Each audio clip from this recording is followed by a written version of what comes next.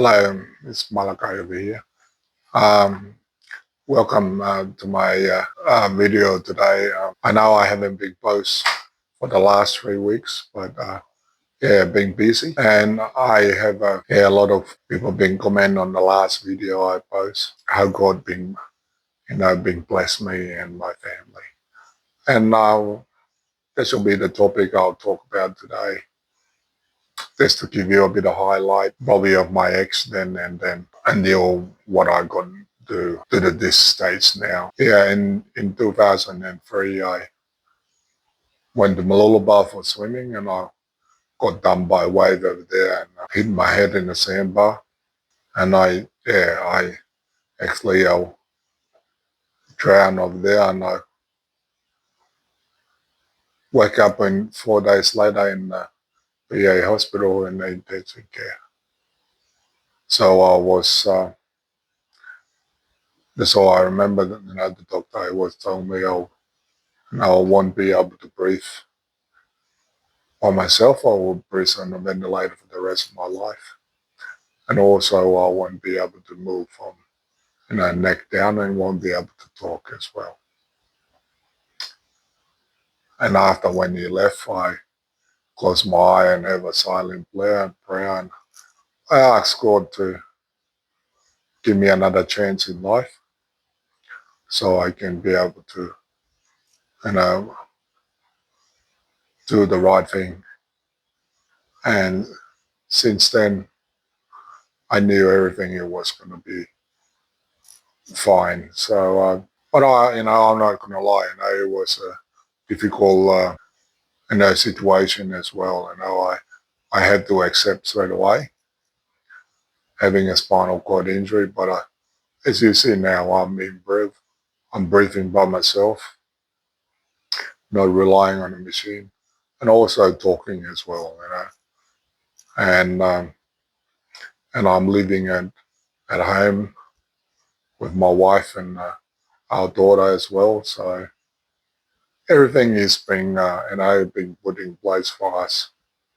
And also I've been advocate for people with disability since I have my spinal cord injury in 2004. It was one of the things I achieved on that time. We advocate for people with spinal cord injury to get funding by the state government so they can be able to live in a community with their family before they, instead of going to the nursing home if their family can't look after them. And we achieved that on 2004. So it was one of the, of the thing. It was, if it wasn't with my faith and my trust in God, it wouldn't be able to happen. And that's why I end up be able to, live in a community with my wife and it was my fiance on that time, but now we got married. Yeah. But it was hard, it was hard on that time. Moving into the community it was everything. It was changed for me. Just to tell you the truth, I have to work it out on myself how I can be able to get around because the wheelchair accessible on 2004. I mean, it wasn't that good as what we got now. And now I find a way.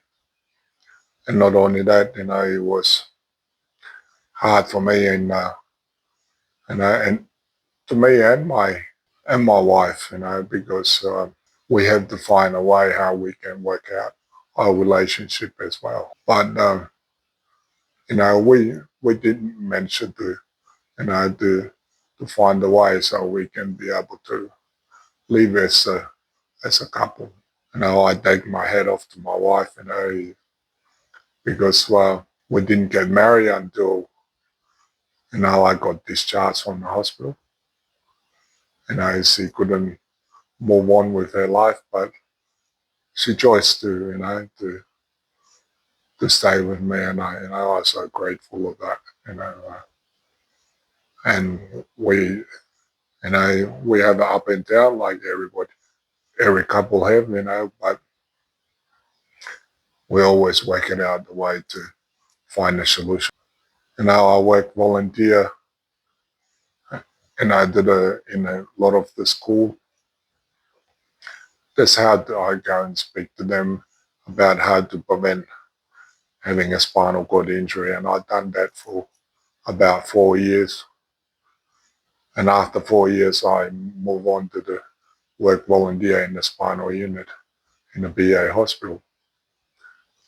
And I've done that for about 2 years, talking for the new patient. They just have a spinal cord injury, just giving them encourage, and also their family.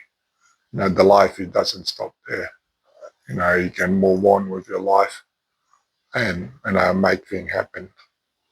If you believe it, it's but that's all I can do is give them information, but it's up to individual to take it on. And one thing I believe, I believe when I first had my spinal cord injury, I'm gonna walk again, and no one is gonna take that hope out of me, because while I believe I can walk again, I don't know when's that gonna happen. It can be tomorrow, next week, next month, or next year, or year after. But while I'm still waiting for that happen, I still working with my life, because you're gonna have something to aim for. In 2014, I found Spinal Home Help is a non-profit organization. We help people with spinal cord injury and their family. It was a volunteer organization. We give them advice on how they can be able to live in the community, because it was a limit of information out there at that time. And when NDIS rolled in to Queensland, our board decided to rest our organization is NDIS service. So we have our services, NDIS coordination, plan management, and also home service.